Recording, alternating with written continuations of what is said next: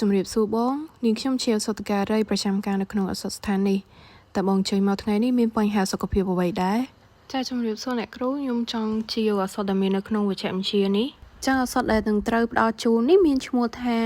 Doxycycline កម្រិត100មីលីក្រាមក្រោមទម្រង់ជាគ្រាប់អសត់ Doxycycline នេះត្រូវបានគេប្រើប្រាស់សម្រាប់ព្យាបាលជំងឺមុនរបៀបប្រើឱសថនេះត្រូវលេបតាមមាត់ដោយត្រូវលេបពេលយប់ក្នុងកំឡុងពេលពិសាអាហារដោយពិសាទឹកឲ្យបានច្រើនកម្រិតប្រើលេបមួយថ្ងៃមួយគ្រាប់រយៈពេលប្រើប្រាស់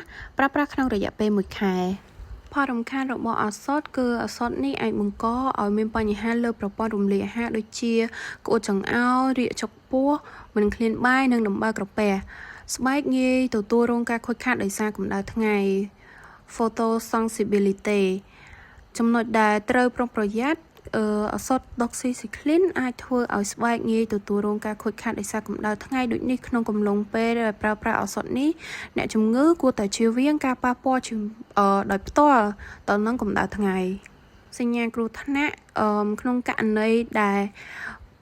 មានសញ្ញាស្បែកឡើងក្រហមឬរមាស់ត្រូវតែបញ្ឈប់ការប្រើប្រាស់ឱសថនេះជាបន្ទាន់ហើយប្រញាប់មកជួបវេជ្ជបណ្ឌិតវិញដើម្បីរកដំណោះស្រាយដំបូងមាននៅក្នុងពេលសម្រាប់ព្យាបាលនៅផ្ទះ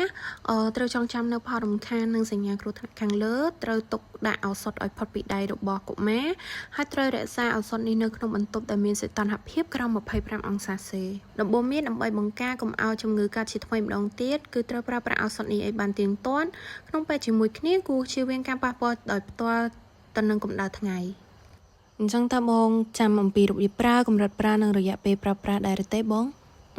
ចាអ្នកគ្រូខ្ញុំដូចជាចាំអត់សូវបានចាបងអញ្ចឹងខ្ញុំនឹងសង្ខេបចំណុចសំខាន់នៃការប្រើប្រាស់ឱសថDoxycyclineនេះជូនបងម្ដងទៀតណាសម្រាប់របៀបប្រើឱសថនេះត្រូវលេបតាមមាត់ដោយត្រូវលេបពេលយប់ក្នុងពេលពិសាអាហារនិងពិសាទឹកឲ្យបានច្រើនកម្រិតប្រើគឺលេបមួយថ្ងៃមួយគ្រាប់រយៈពេលប្រើប្រាស់គឺប្រើប្រាស់ក្នុងរយៈពេល1ខែសូមអរគុណបងតើបងអាចនិយាយអំពីសកម្មភាពរបស់ឱសថ Doxycycline ក្នុងការព្យាបាលជំងឺមុននេះបានទេចាអ្នកគ្រូឱសថ Doxycycline ស្ថិតក្នុង Family Tetracycline ឱសថនេះអាចព្យាបាលជំងឺមុនព្រោះវាទៅរារាំងការសំយោគប្រូតេអ៊ីនរបស់បាក់តេរីឱសថ Doxycycline បង្កើនផងដែរនៅ excretion sebacea និងសកម្មភាពប្រឆាំងការរលាយ anti-inflammatory និង anti-lipase សូមអរគុណអ្នកគ្រូ